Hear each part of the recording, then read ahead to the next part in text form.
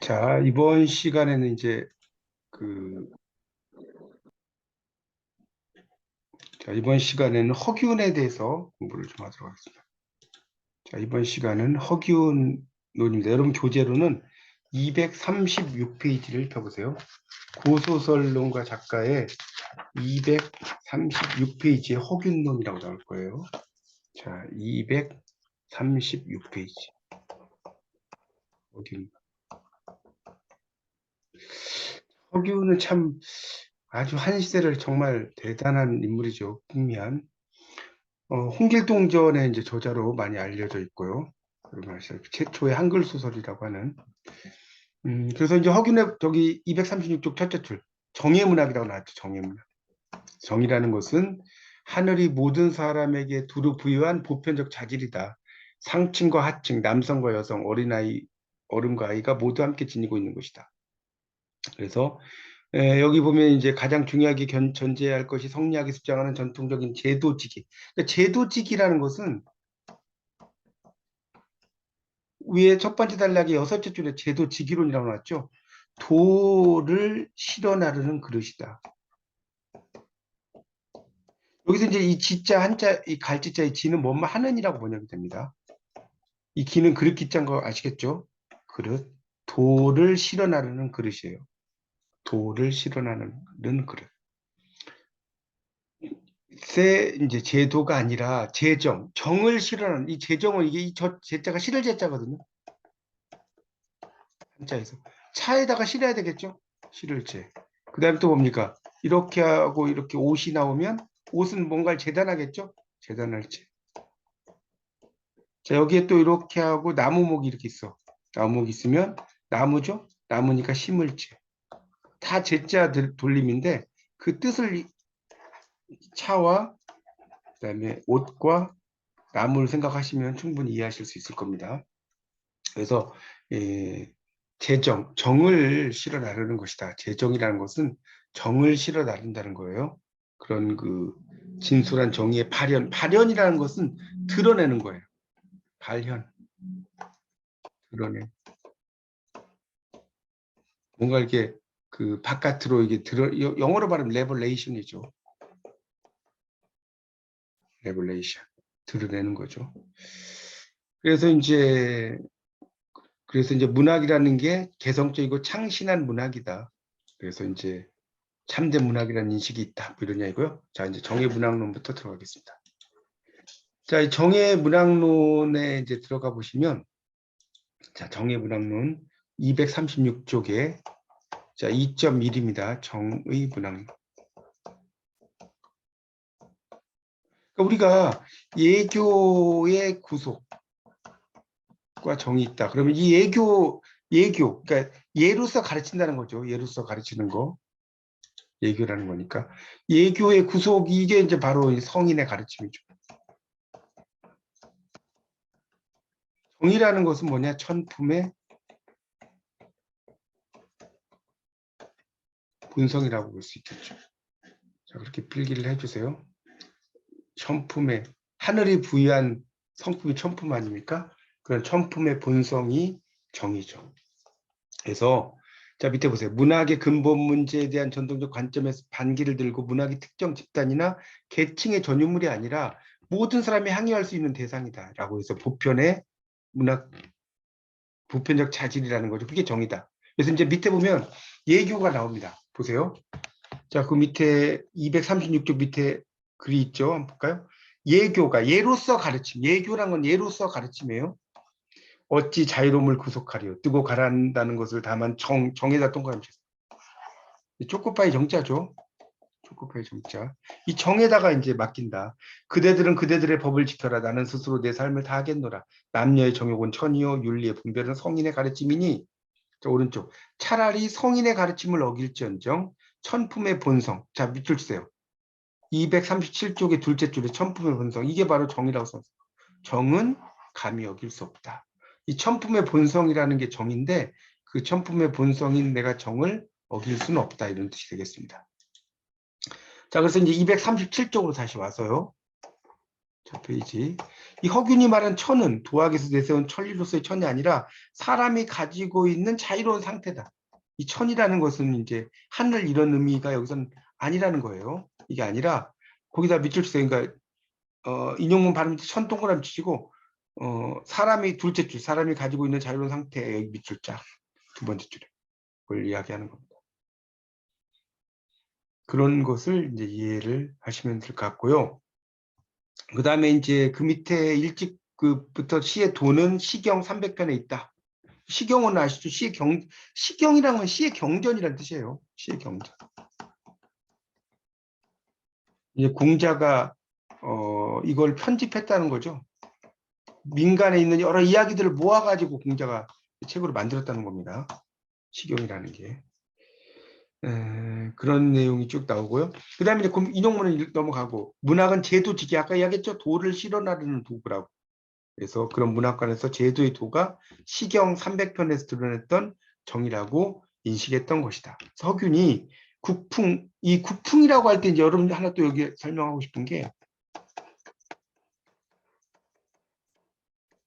지금 인용문 두 번째 줄에 국풍이란 말이 있을 거예요. 이때 풍은 바람이 아니라 노래란 뜻, 노래. 노래란, 이 풍이 바람이라는 뜻만 있는 게 아니라 노래라는 뜻도 있습니다. 그래서 이 국풍을 높이 평가한 것은 국풍의 속성이 우유돈우하여, 그러니까 상당히 좀 뭐랄까 부드러우면서도 상당히 어떤 핵심을 찌른다는 거예요. 우유돈우라는 게. 그래서 선심, 착한 마음을 감발하고 나타내고 악을 징계한다는 거죠. 그래서 시경의 풍에 대한 전통적 그 시간과 맥을 갖잖아요. 그래서 풍 나오죠. 풍은 노래는 노래인데, 풍은 이제 노래는 노래인데 풍자다, 풍이니까 또 교화다, 가르친다는 거. 이런 걸 이야기하는 겁니다. 영어로 이제 세타이어라고 하죠. 이 풍자를 세타이어. 그래서 윗사람을 움직이고 아랫사람을 감화시키는 것이 바로 이제 풍이라고 설명을 하고 있습니다. 자, 238쪽. 238쪽으로 넘어가겠습니다. 자, 238쪽에 보면 그래서 이제 국풍, 이건 이제 국가의 노래라고 정도로 이해하시면 될 것 같아요. 국풍이라는 것은. 그다음에 이제 아송이라고 하는 것은 이제 그 송이라는 건 기린다는 뜻이에요. 기리다. 뭔가를 기리는 걸 송이라고 그래요. 아라는 것은 이제 뭐 좀 그 뭐랄까요? 이게 우아하다, 우아할 아자거든요. 이게 우아할 아자. 그래서 이제 그런 걸 좀 드러내는 거. 그러니까 이 아송이라는 건 어떤 사랑의 감정이라든가 이런 걸 좀 드러내는 거라고 보시면 될 것 같습니다. 그런 것들도 이제 이 시경 속에 들어 있다는 겁니다. 그래서 이제 거기 세 번째 줄 보세요. 국풍은 나라의 민요다. 국가의 노래니까 나라의 민요겠죠. 그렇죠? 같은 말이죠. 아송은 궁궐에서 연주되었던 악장시요, 묘당시이다. 이렇게 나왔죠. 그러니까 기린다고 그랬잖아요. 송이. 우아하게. 그러니까 이제 여기 보면 그 악장. 악장이라는 게 뭡니까? 여러분 그 고전에서 공부하셨겠지만 악장이라는 것은 조선을 어떤 뭡니까? 송축하는 노래예요. 이게 일종의 떴다방 같은 거라고 그랬죠. 잠깐 있다가 사라졌다. 이게 악장이라고 그랬잖아요. 사송은 군왕의 정사나 군신과의 관계, 선조들의 덕업을 칭송하는 데 소용되었다. 격식에 치우쳐 정감적인 면이 결여된다는 거예요. 결여. 결여라는 건 그런 게 좀 부족하다는 거 아니겠습니까?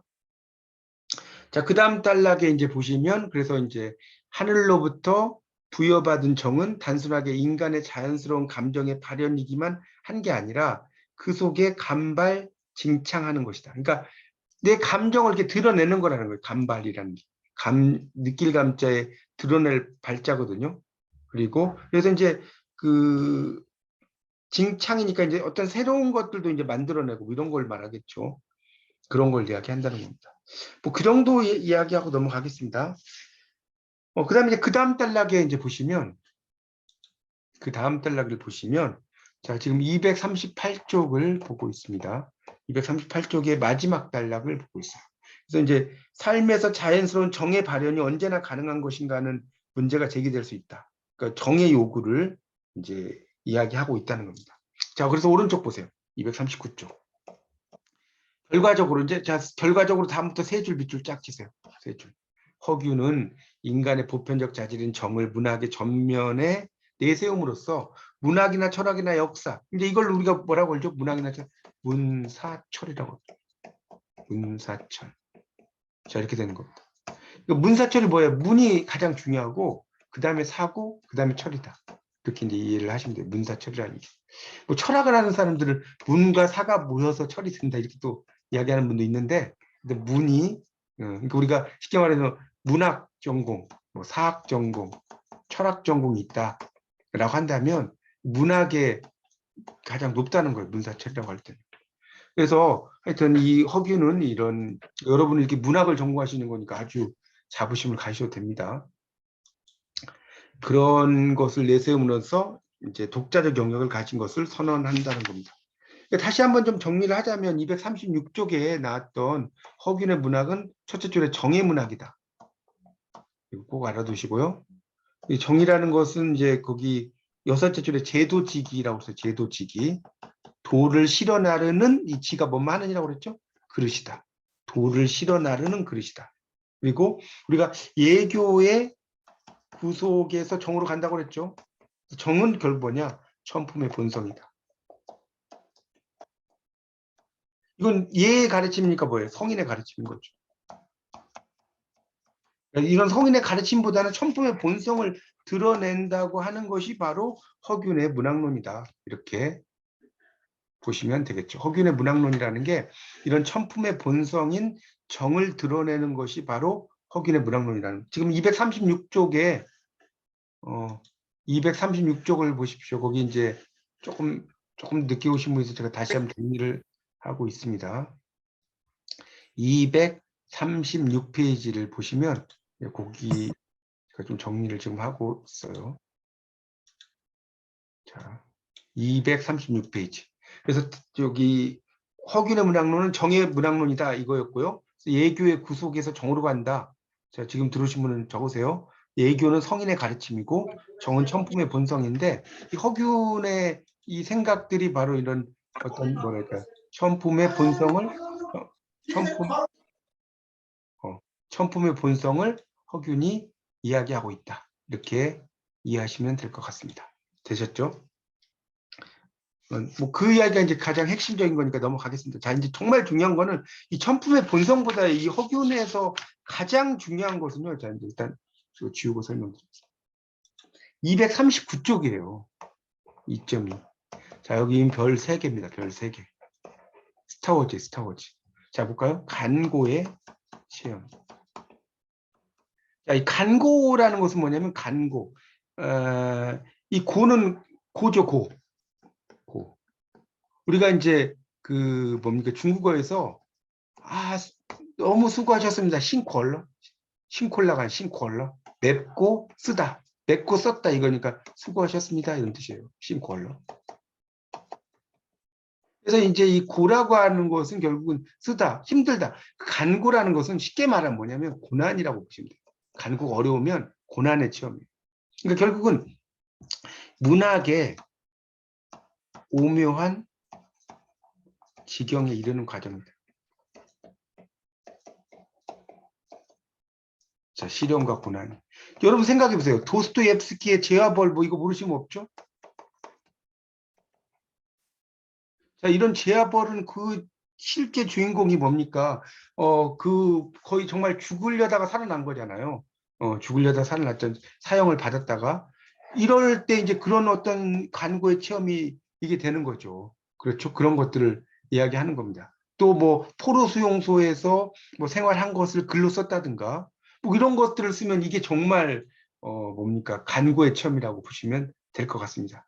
그래서 우리가 자 이제 좀 읽으면 설명드릴게요. 239쪽 허균은 문학이란 충족과 소유에 출발하는 게 아니라 자 거기 밑줄 치세요.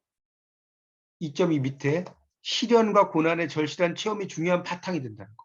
그러니까 시련과 고난을 간접적인 게 아니라 직접 경험을 여기서 이야기하는 거예요. 간접 경험이 아니라. 그런 걸 이야기하는 겁니다. 그러니까 그래서 그 인용문은 넘어가고요. 부기영요. 이 부기영요랑은 부기는 아실 거고요. 영요라고 하는 거 부기영요. 그러니까 영요의 문학. 그렇죠? 그러니까 아주 부유하다는 거예요. 부기영화하고 비슷해요. 부기영요는. 부기영화 모를 수는 없죠. 자, 그런 부귀영예의 문학이라고 하는 것에서 이제 나중에는 이제 어디로 가야 되냐면 강산지조. 자, 강산의 도움이죠. 이 지자는 뭐뭐 의란 뜻이에요. 그러니까 강산의 도움이라는 건 뭐냐면 실현을 가리키는 거예요. 실현. 우리가 실현, 자, 유배를 가면 어디로 갑니까? 강산으로 가죠. 뭐 친구는 갈매기밖에 없죠. 이런 게 이제 강산지조예요. 강산의 도움이거든요. 그런 게 갈매기가 돼 보시잖아요. 그렇죠? 뭡니까? 그 어부사시사, 윤선두의 어부사시사 같은 거 보면 무심한 그 갈매기가 나를 쫓아오는지 내가 갈매기를 쫓는지 모르겠다. 갈매기가 내 벗이 되는 그런 문학이죠. 그래서 이게 이제 서정주의 그 자화상에 보면 나를 키운 건 파라리 바람이었다. 아주 명문장이죠. 이 바람은 뭐냐?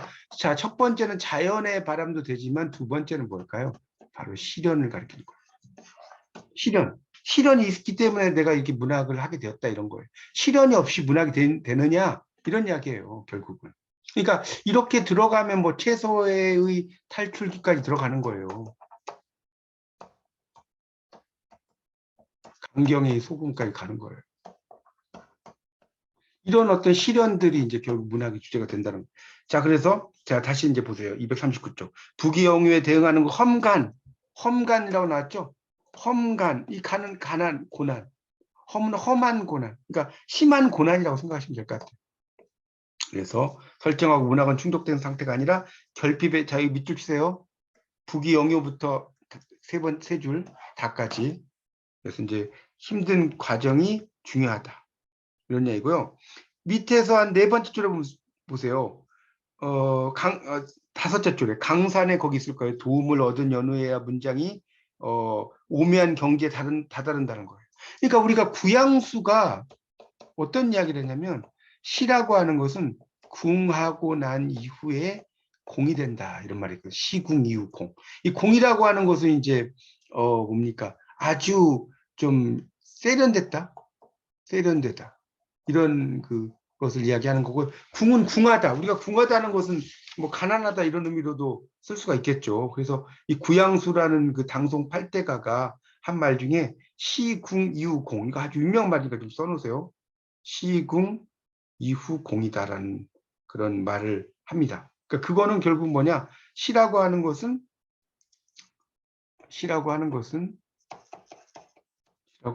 공, 궁. 이 궁할 궁자거든요. 이후에 공이다 이런 말이거든요. 그러니까 이 궁은 가난하다 이런 이야기예요. 그런 이후에 기교가 있다. 공교해진다. 그러니까 기교가 있어진다 이런 이야기예요. 이 구양수가 한 말이거든요. 시궁 이후 공. 그러니까 이 말하고도 똑같은 겁니다. 그래서 이 간고의 체험이라는 게 상당히 뭐 여러 가지로 이야기를 할 수가 있고요. 자, 넘어가 보세요. 240쪽. 240쪽에 이제 이야기를 하고 있고요. 세 번째 줄 볼게요. 240쪽의 세 번째 줄. 자, 거기 보면 이제 허균 자신이 강으로 물려나고 기거래사를 부를 사람은 아니었다. 권력이 있었죠. 그러니까 이 허균은 일종의 스스로 재상이 되려고 했어요. 이제 영의정처럼. 그래서 재상의 국가를 만들려고 했죠. 나중에 이제 영모에 연결이 돼가지고 결국은 이제 그 뭡니까 거열형이라고 해서 이제 막 동서남북으로 소가 말이 막 이쪽에서 동쪽, 서쪽, 남쪽, 북쪽에 이렇게 묶어서 끌고 가는 거예요. 이렇게. 그 어떻게 되겠어요? 안 봐도 아시겠죠. 안 들으셔도. 그래서 이제 그런 그 처참한 어떤 형벌로 죽게 됩니다. 하여튼 그래서 이제 거기 보면 이제 이 허균 자신이 강으로 물러나 기거해서 읊은 사람은 아니지. 이 사람 권력이 있었어요. 재상 중심의 국가를 다스리려고 했단 말이에요. 그래서 기질상 자신과 통할 수 있는 하료들과 관계를 맺으면서 불평을 나눈다. 불평은 세상과 화합하지 못하는 것. 실현의 절실한 체험이었다는 것. 유제론이라는 게 이게 또 중요하죠. 유제론. 거기 240쪽에. 유제론이라는 말이 뭔 소리냐면 제는 제주의 제주. 유는 버린다는 거예요. 그러니까 제주 있는 사람이 서울 출신이에요. 자, 재주 있는 사람이 서울 출신이면 높은 관직에 이르러요, 못 이르러요? 못 이르죠. 자, 이걸 비판해. 그러니까 홍길동전이 나오는 거예요. 아버지를 아버지라고 못하고 길동이 아주 똑똑하잖아요. 하나를 들으면 열을 통하는데 안 되죠. 이런 것들이 이제 그런 겁니다. 그래서 보세요. 하늘의 재능을 낳은 것은 원래 한번 쓰고자 하기 위해서다. 신분이 귀하다고 해서 타고난 재능이 풍부하면 신분이 천하다고 해서 재능이 빈약한 것도 아니다. 이런 말 나오죠. 뭐 제가 다 일일이 안 읽겠습니다. 그래서 밑에서 셋째 줄 보세요. 하늘은 재능을 균등하게 부여했다. 가문과 각오로 이를 제한하는 것은 마땅한 일이겠는가. 재능을 병들게 하는 것이다. 재능을 버리는 것은 역천이다. 거스릴 역자입니다. 이 역자가 하늘을 거스린다는 거예요. 하늘을 거스렸다. 자, 허균의 소설 엄처사, 손곡산인 좀 이야기해요. 자, 손곡산인 손곡 이달이에요. 이달. 이달은 누구냐? 허균의 시 선생이에요. 허균과 환한설원의. 자, 근데 이 손곡 이달은 어때요? 서울 출신이죠. 자, 이걸 이야기하는 겁니다. 사회적인 장벽 때문에 탁월한 재능을 발휘할 수 없는 인물을 주인공으로 삼고 자아와 세계가 용납할 수 없는 관계이기 때문에 생겨난 대립과 갈등을 보여준다. 이게 바로 유제론이다. 이제 아시겠죠? 자, 상어와 자기시대의 글 241쪽입니다. 자, 241쪽이 상어라는 건 일상어를 가리킨다라고 보시면 돼요. 일상어. 241쪽에 상어였죠? 일상어. 자기시대의 글. 자, 그러니까 일상생활에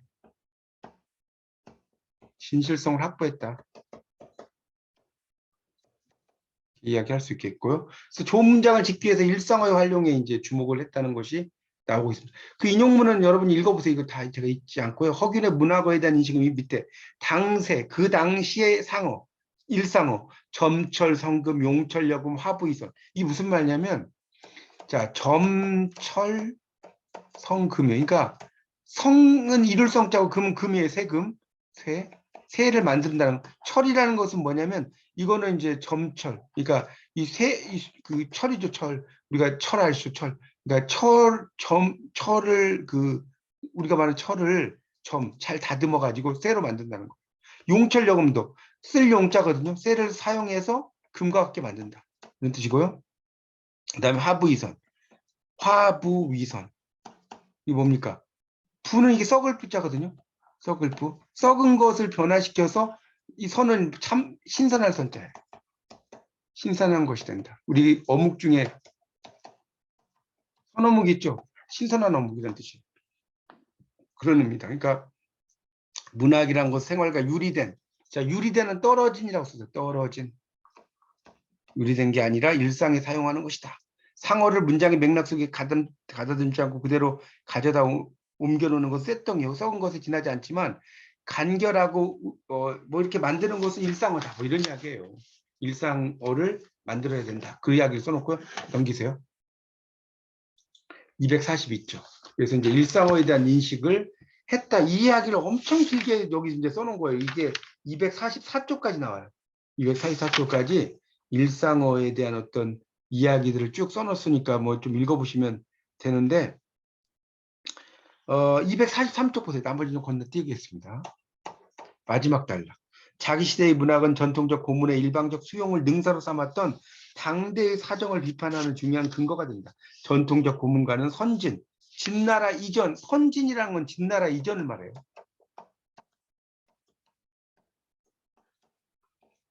그 시대의 글을 모범으로 삼고 선진 시대에 정립된 도를 글을 통해서 계승하자는 것이다. 그런데 당대의 풍조는 고문을 모범으로 삼는 걸 넘어서 고문을 모방하고 답습하는 것을 능사로 삼고 244쪽.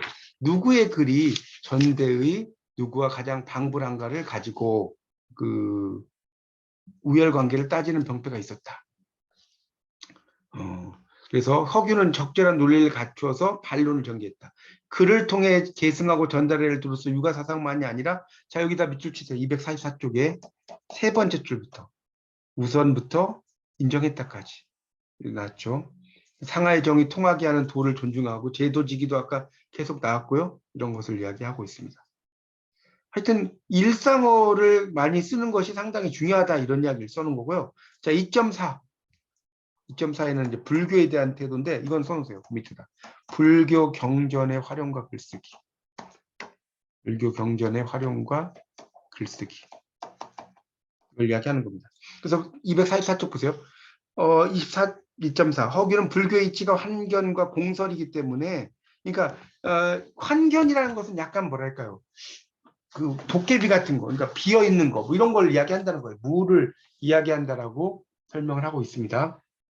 네. 제 강의 중에 좀 이따 전화 드릴게요. 그래서 그렇게 정리를 하시면 되겠고, 그래서 이제 불교의 이제 경전의 활용과 글쓰기인데 이 허교는 그런 이 환견, 그 공설 이런 것들이기 때문에 불교가 하늘의 이체 이배한다라고 생각을 했다는 거죠. 불교가 불교의 경전을 깨뜨려 본다. 그러니까 허교는 유교 중심의 사람인데 불교에 대해서 상당히 조예가 있었다는 겁니다. 근데 이제 왜 불교에 대한 태도냐? 글쓰기를 하려면 불교도 알아야 된다는 거예요. 그러니까 결국 이건 뭐냐면 글쓰기 뭐 245쪽 위에다 쓰셔도 돼요. 글쓰기 전략의 다시 쓸게요. 글쓰기 전략의 다변화. 그다음에 자기 통찰의 글쓰기.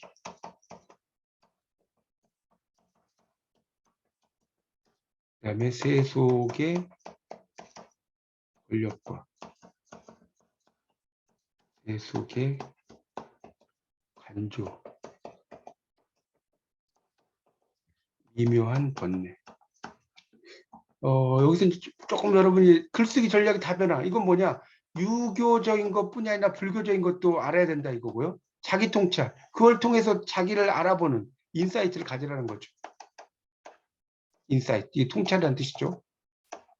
안을 본다는 거니까. 인사이트. 그다음에 여기 이제 관조라는 것은 볼관자에 빛을 조자죠.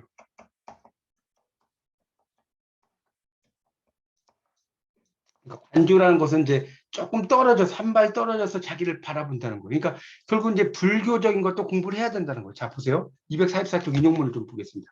나는 젊었을 때 일찍이 옛날에 문장 잘한 사람을 사모해서 책이라고 들여다보지 아니한 게 없으나 그 찬란하고 구배롭고 크고 아름다운 구경이 또한 많았다고 하겠다.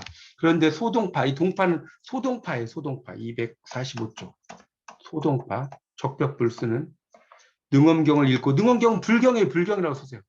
불경을 읽고 해외의 문이 더욱 지극히 높고 귀하여졌고 근세 양명 형천의 글도 불경을 말미암아 깨우친 바가 있다. 그러니까 결국 불경도 공부해라 이 말이에요. 여기 뭐 나머지 안 읽겠습니다. 자, 그 다음에 이제 홍길동전과 허균으로 이 내용이 끝납니다. 자, 2.5. 당연히 이것도 별 3개죠. 중요해요. 자, 허균이 문학사의 족적, 발자취 남긴 것이 홍길동전이다. 그러니까 결국은 이 홍길동은 이제 실존 인물 홍길동 대 소설 속 홍길동. 자, 이게 재밌어지죠. 자, 여러분이 그 장성에 가면요, 장성 홍길동 테마파크가 있습니다.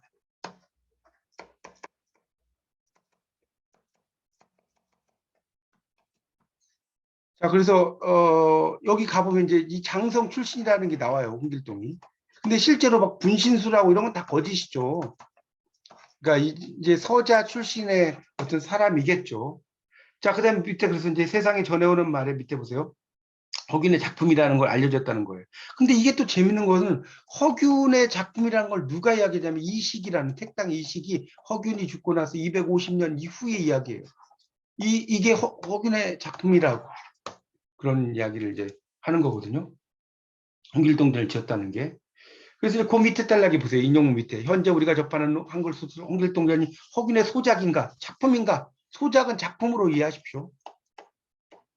문제가 적지 않다. 허균은 호민론과 유제론이 홍길동의 사상과 관련되고 있을 뿐 아니라 다른 글에서도 연계성이 있다는 거죠. 당연하죠. 아까 다 설명드렸죠. 호민론이라는 것은 이제 백성을 일종의 경찰 같은 거예요. 호민론이랑 이제 경찰처럼 백성을 잘 이제 보호해야 된다. 유제론은 재주를 꺾는다라고 그랬죠. 잃어버린다는 거, 재주가 있는 사람을. 자, 그 밑에 보세요. 천하에 참으로 들어온 것은 백성이다. 백성은 물이나 불이나 호표보다 호랑이 표범이죠. 두렵다. 제상자는 바야흐로 백성을 길들여서 가혹하게 부려먹는 영 누르는 것만 어쩌자는 것인가. 그러니까 결국 백성이 중요하다 이런 이야기 넘겨보세요. 뭐 밑에 뒤에 넘어가겠습니다. 246쪽 인용문 밑에 홍길동전의 내용에 신이 전하를 받들어 만세를 메울까 하오나 이렇게 뭐 이런 식으로 나오죠. 그래서 이런 것들도 보면 이제 유죄론과 허민론의 입장과 상합한다는 거예요. 여기 이제 쭉 이야기에 나오는 것들이. 그러니까 그래서 임금이 알도록 무력 행사를 했다는 거예요. 임금이 백성들의 원성을 알아듣도록 하겠다. 호민 성격. 그러니까 이게 이제 호민론과 이 유죄론이라고 하는 것과 결국은 이제 이 홍길동과의 연관선상이 있다는 거예요. 그래서 이제 그다음 또 넘어가 보세요. 홍길동은 역사상 실존 인물로 확인된다. 밑줄 있어요. 246조. 연상훈 일기와 중종실록에 홍길동 나오죠. 장성 나오잖아요. 장성 동그라미 쳐놨어요. 홍길동 나오죠. 살았다고. 이제 밑에 있는 건 여러분 읽어보세요. 인용문은 247조 홍만종의 해동 이적에 이제 뭐 여러 가지가 나오는데 이제 뭐 순양자가 허균이 지은 바 전을 믿지 못하는 이들을 이해하기 어렵다. 났죠. 하여튼 이제 홍길동과의 관련성과 이제 그 허균과의 관련성에 대한 이야기를 쭉 써놨습니다. 읽어보시면. 하여튼 그래서 근데 이제 여기서 조금 설명을 하고 싶은 것은 과연 홍길동전이 허균만의 작품이냐? 이건 아니라는 거예요. 허균이 원래 이제 홍길동전의 기본의 형태를 만들었겠죠. 호보호영을 못하고 이런 게 나왔는데 뒤에 가서 이제 후세 사람들이 여기다가 막 살을 붙인 거예요. 여러 가지. 그래서 나중에 이제 허균이 이제 죽을 때 이제 옛날에는 죄수를 이렇게 죽게 할 때는 막 제목을 막 이야기해 줘요. 근데 네가 홍길동전을 만들어 가지고 뭐 세상을 이렇게 좀 힘들게 만들었다 이런 이야기가 없대요. 허균 죽게 됐을 때, 죽음을 당했을 때. 하여튼 그래서 허균이 이제 홍길동전을 모든 걸 다 썼다. 이건 아니다라는 의견이 상당히 지배적이다라고 이해를 좀 하시면 될 것 같습니다. 그래서 이제 그 밑에 나오죠. 거기 이제 제가 말씀드린 게 그거예요. 나머지는 넘어가도 되겠고요. 거기 뭡니까? 247쪽에 밑에서 셋째 줄을 보세요. 다만이라고 써진 것부터 밑줄 써요. 쭉 10다까지.